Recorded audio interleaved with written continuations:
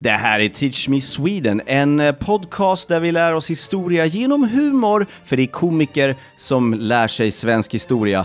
Jag heter Erik Broström. And I'm Jonathan Rollins, and in this episode I'll be teaching Erik all about the origins of what we call Stureplan. Yes, we're talking shopping mall, Yes. We're talking svampen, we're talking spa, and we're talking marshes. Okay, marshes is true because there were battles in the marsh. We're talking about war and independence. Stay tuned for a big, strong, tough fight. Yeah, confrontation! Hey, yes, Sverige! Yes!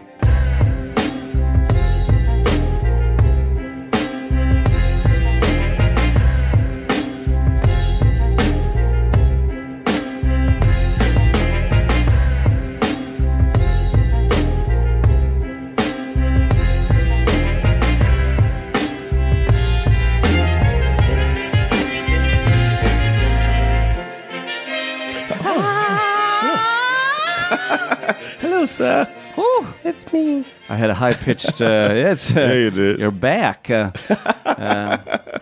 What's up, everybody? What's up? Vet du vad? Jag ska börja med en rättelse. Jag sa i inledningen på förra avsnittet att det var en ubåt som heter Hundjagaren. Vi pratade om ubåtar förra avsnittet. It was Sjöhunden. Sjöhunden. Yeah, the sea dog. The sea dog. It was so much more fun. Yeah. It's Sea very dog. cute. I would have probably made a joke about it being crip dog and crip walking across the water. Then we got alla skulle bli patrons, vi skulle få massa spons, vi hade varit miljonärer. I fucked it up, man. I would have done a crip dog joke. I would have done a dog, the sea dog, but it's blind, so it's ironic. That's fucking brilliant. So the can't see dog. You know what I mean? It was so much to work with. Jag ber så hemskt mycket om ursäkt.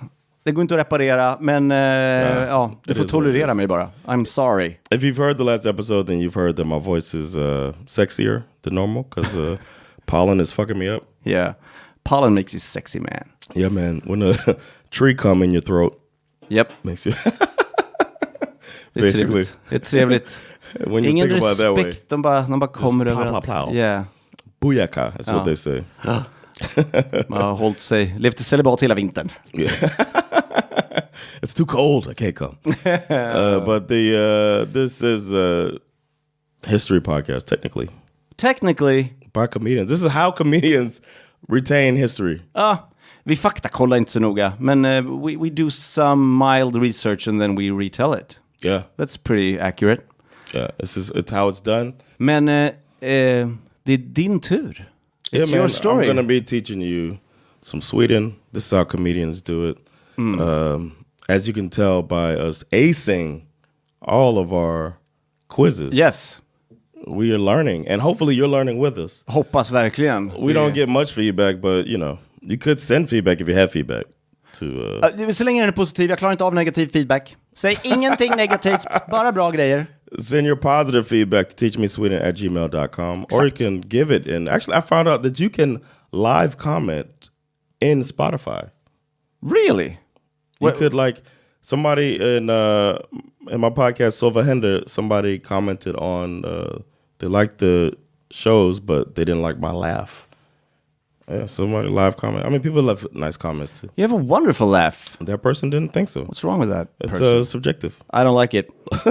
Laughter appreciation is subjective. But it's possible, so you can say nice things about us. Leave good reviews, and that helps us out as well. But you can be a Patreon subscriber and get videos, ad-free episodes and stuff like that. Even sometimes extra episodes. Och kommentera inte mitt skratt, för jag vet att jag låter som en hyena som tror att han är joken. Don't do it.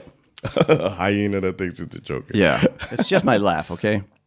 Yeah, so I'm going to be teaching, as you said, and if you've heard 2 episodes ago, I talked about the Kalmar Union. Right. Which is way, way back when, starting in 1390s. Yeah. And this lesson is from a time during that union. Oh. We're in the late 1400s, almost 100 years into the wonderful Kalmar Union. Interesting. The union between Scandinavian nations. Yeah. That's where we're at right now. Take yourself back there. I don't exist. You've never seen a black. Oh, no. Everything's white. Oh, the plague. Yeah, there's no, yes. Plague, yeah. Oh. Exactly. Oh, these kings. Oh, this one is impotent. At the time, in this time, Sweden was under control of the Danish crown. Right. It was their turn as part of this Kalmar Union. Which, involved Norway, Denmark, Sweden. Yeah. But Danish rule, we weren't really digging it. No. We didn't really like the Danish rule. It was resented by many Swedes and, more importantly, Swedish nobles. They missed that one part where you got to take care of the rich folks, man. Yep. The people who mean something to society. Klassisk misstag. Yeah, the Kardashian sons. Yes. Everyone knows you got to take care of the 1%. Yes, take care of the one. Exactly. That's the American way, man. Yep. America wasn't around for 300 more years. True. So the Swedish nobles, they were saying we need greater autonomy as Swedes and independence from these Copenhagen assholes, basically. They said that verbatim. Yeah, yep. Verbatim, according to this news clip I watched. From the 1400s? Yeah, from the 1400s, this video they made back then. It was on a nobleman's Instagram. Oh! Apparently, yeah, man. He was next to a fish catching video. Oh, no. That's for the Lils. Yeah, Patreon callback. But the king at the time was King Christian the First. Here we go. The first, okay. Yeah, he was of Denmark, of course, and he imposed. He was like, "Yo, let's tax these motherfuckers, man. Let's get this money." He imposed trade restrictions as well, trying to doing stuff that benefits Denmark, and he centralized control over Sweden's internal affairs, right, through, I guess, Copenhagen. I'm guessing, and the Swedish nobles like, "Whoa, we can't do that," and and not only the nobles, but the normal population was like, it's fucked up for us too, man. You fucking with our Peruvian night treasures. Hade han rätt att göra enligt Kalmar Union? Yeah, because remember they would just switch around. Just disgruntled, but he was in his right to do. He was within his right at the time, according to how the union was set up. Yeah, and then back in Sweden, this was stifling economic growth, of course, because the focus was on Denmark. It wasn't really helping Sweden. Yeah, and it was undermining the Swedish government because it wasn't benefiting them, and it made Sweden not be able to get what they wanted accomplished, their autonomy, right, as they say. He wanted to finance his military campaigns and his lavish lifestyle, and that was his reasoning for raising taxes. Väldigt ärligt. Väldigt ärligt. Yeah, it's like so King, is this for healthcare? Nej, franskt vin och mina soldater.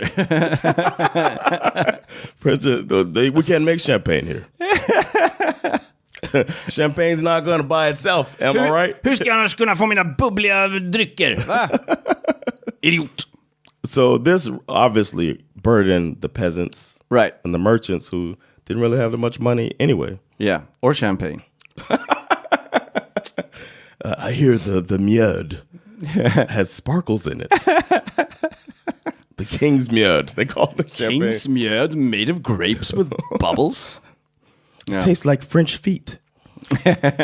And of course, this led to widespread discontent. Yeah, and economic hardship for Swedish middle. Well, there's no middle class back then. Lower class. Yeah. Christian the First, he wanted to extend his authority over the Kalmar Union as well. He wanted to have even greater control over Sweden's internal affairs as well. Like, hey man, I don't have enough. Yeah. I can't do a Danish accent. He wanted to appoint Danish officials to key administrative Swedish positions, and he wanted control over local governance. Okay. I wonder how this was received by the Swedish. Yeah. Det låter bra. Vem ska vara borgmästare? Jag tycker Carsten. Carsten ska vara borgmästare. Han är väldigt fin. Yeah. The merchants were even more pissed off because they couldn't conduct their business freely. And the merchants couldn't compete with the Danish merchants, the Swedish merchants. Yeah. Because everything was in their favor because Christian I is making all the rules. Yeah. So this was hurting merchants, it's hurting peasants, it's hurting the nobles. Feels like it's coming to a head. Yeah. Kind of. Enough is enough. Yeah.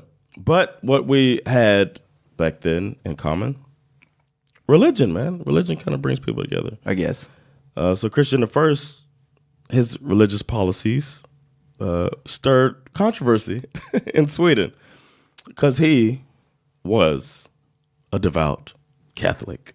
Yeah. And we've talked about Sweden and Protestant. Yeah. So he was like, I'm a Catholic.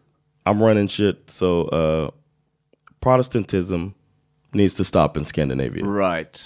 Fuck your religion. Fuck your people. And the Swedish nobles, they were Protestants, of course, and they sympathized with the cause of the Protestant, different religion. Right. It meant a lot more back then. Yeah. They were not happy about that either. Right, and the churches were wealthy. Had a lot of money. The Danish military needed to be strong, and it was a part of the Kalmar Union, of course. Mm-hmm. So the Danish crown said, well, since you're part of the Kalmar Union, you got to be part of our military. If you're an able-bodied man, you have to serve in the Danish army. Wow. Even if you don't want to. Wow, you're Catholic and you're going to war. That's a tuff morgon och vakna upp till bara god morgon. Vad har hänt? Du är katolik? Nej. Du ska ut i krig. What? Yep. At least tough. You don't have to wear condoms. Well, it's about okay. All right, I'll do it. I'll do it. You're going to war, but you get to pray it away. If you kill somebody, right? It's get great forgiveness. Great. So you don't even have. If you kill in war, you kill for God, right? Probably, if you're a smart leader, you don't have to apologize for that shit. Strong point. Yeah.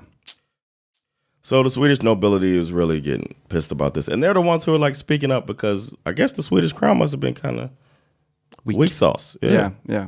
Or maybe they're like, it's not our turn. What can I do? Yeah, they're living good. Det var ju en union. Alltså, om de har skrivit in så dumma regler typ, och kungen får göra som han vill. Well, if you agreed. Yeah. So Christian I was like, all right, it's time to impose prima nocta Danish culture. That's a Braveheart joke. Sorry, I had to squeeze it in. Okay. It's time for Danish culture and customs to come to Sweden. Okay. So why aren't you speaking Danish? No. He was like, oh, we got to get the language in there. Y'all not speaking. What's this Swedish shit? Wait, is this why people in Skåne talk the way they do? Maybe. I mean, it's closer to Denmark. So, is it because of this guy? Maybe. But the Swedish people in the rest of the country were not. I'm drawing the line. Yeah, so people, right, they went with it up until like probably like Linköping, Jönköping. Linköping, oh yeah. But it was like, men vi pratar ju så här. No, du ska ju prata så här istället. Okay, vi pratar så här då. And that was the compromise. I get it now. That's compromise. But the Swedes were not digging it. All right. Oh, yeah. Enough is enough. Yeah. So then there was like a coalition of Swedish nobles got together. Yeah. And there was one guy named Sten Sture. Yeah. The elder. Now we're getting into the Vasa period almost. Mm-hmm. Yeah. I know about Sten Sture, the elder. And he came out as like Che Guevara type of thing. Right. Yeah. I forgot to say it. Liberty for Sweden. But he was a champion for Viva la Sverige. He was a champion for Swedish independence. Yeah. He sought to resist Danish encroachment on, of course, on Swedish sovereignty. He wanted to restore self-rule. Like, why can't we rule ourselves even though we're in this union? Well, because of the union, you dumb Sorry. Yeah. So then King Christian came back like, all right, here's what I'll do. Let me rule a little bit more locally. Okay. A little bit more locally. And then, everything will be all right. Okay. And the nobles are like, this is a direct threat to our privileges, to our influence in Scandinavia. This is bullshit. Yeah. Let's fucking rebel. Yeah. Let's go against the quote unquote crown. Yeah. So now it was time for confrontation. Ooh. What Swedes love. Yeah. We're good at it. So we're good at it. We are good at it, so we save it until the perfect time. Yes. It's not time yet. Well, it was time on October 10th. Okay. 1471. Sten Sture and I wrote his posse. Yep, of course. Yeah, it's a Western spaghetti. It's a historian / comedy podcast. Yeah. Posse is fine. This is they began what is now known, but they started a battle, but it's now known as the Battle of Brunkeberg. Den gamla Brunkebergsfighten. I don't know about it. Okay, I was like, oh shit. Sten Sture the Elder was a skilled military leader. Okay. And he was an advocate for Swedish resistance, and he marshaled his forces to confront the Danish army near Brunkeberg, just outside Stockholm. And their war cry was Aja Baja. No, I'm just kidding. Yeah. Aja Baja! Nej. Andra sidan, är ni klara? Exactly. His army consisted of a mix of Swedish peasants, nobles, and mercenaries totaling around 7,000 to 8,000 men. Respectable amount. Together. They were well armed, and they were prepared to defend their homeland against the Danish invaders. On the other side, King Christian I led a larger force, estimated around 10,000. With a lot of Swedes, right? To 12,000 men. It was comprised of Danish troops and mercenaries. Okay. So Sten and his army was well outnumbered by I'd say. Okay.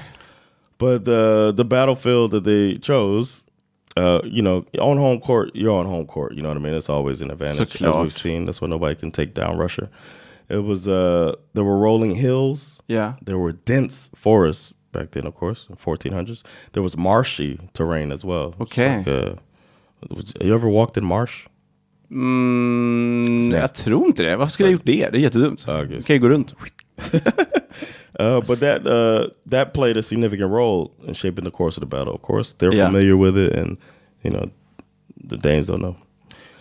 The forces took advantage of the natural terrain, and they set up defensive positions. They had ambush points set up around the area. Oh, cool. They were using guerrilla warfare tactics to harass and disrupt the advancing Danish army. They had hit and run tactics. With 7,000 men? Yeah, no, I'm sure it was like little platoons. Yeah. We'll hit them. Och spring! Spring är bra alltså. Slow spring.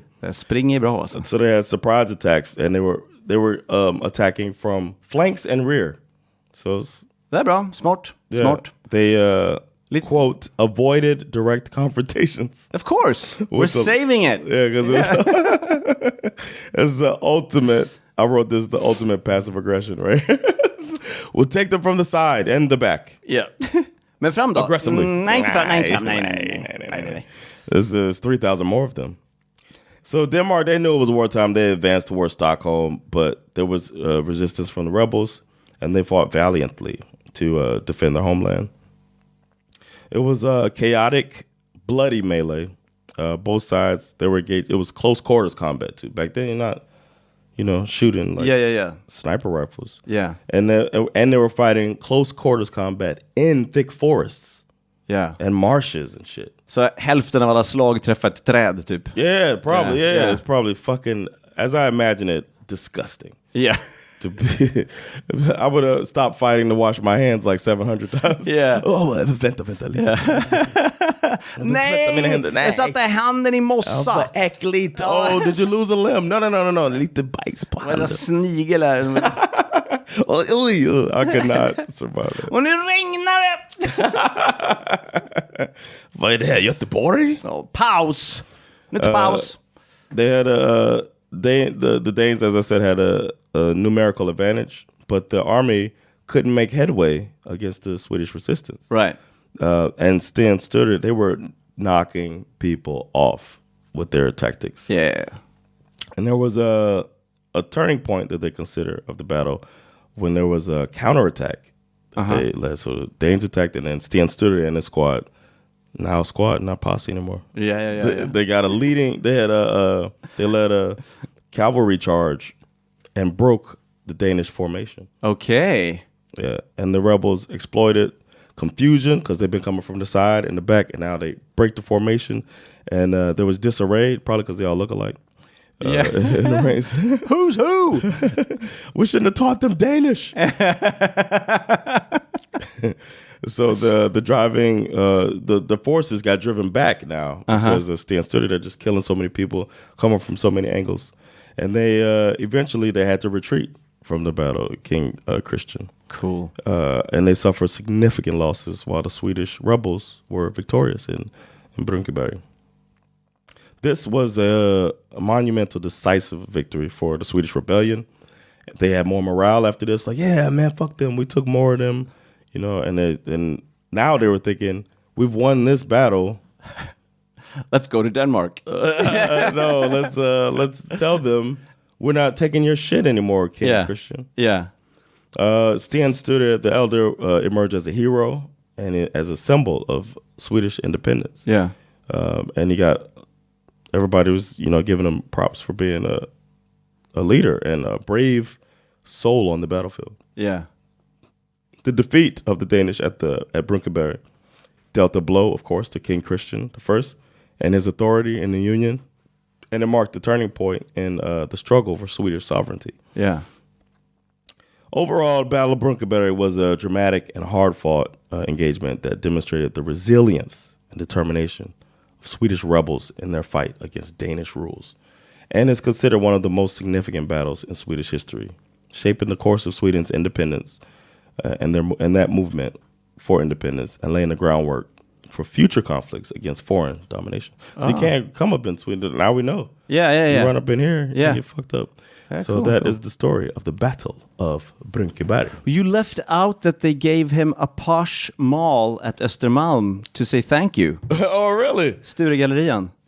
Is that his? I don't know. Oh, I was like, I didn't see that. I'm pretty sure that everything that's Stureplan, everything with Sture is probably Sten Sture. Oh, Sten Sture. It has to be. I didn't even think about that. Yeah, of course. That was awesome, man. Every time I go shopping, I'm going to think about marsh and forest battles. Yeah. Blood and Sniglar. I like the shirt, but how does it hold up against all the mossa? I don't know. Well, it's only 2,000 Swedish crowns. I'll take it. Yeah, exactly, over there.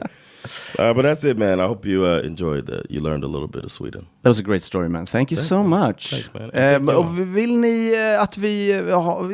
ni har inte pratat om det här, ni har inte pratat om det här. Skicka in förslag till teachmesweden@gmail.com och skriv på engelska om ni vill att Jonathan ska läsa den för mig. Skriv på svenska om ni vill att jag ska läsa den för Jonathan. Då så plockar vi upp de här tipsen och gör stories av dem. Yeah, och då säger vi typ så här: tack du din rackare.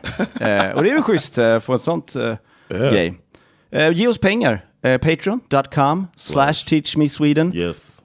Så bara 10 spänn i månaden. Yeah, you get ad-free episodes. You get video. Some of you are watching us right now. Yeah. Can get more. You can give more. Behöver inte ge 10 kronor. Kan ge 10 000 i månaden. I don't know. Is there a limit? No. Think of it as we're King Christian I. Yes.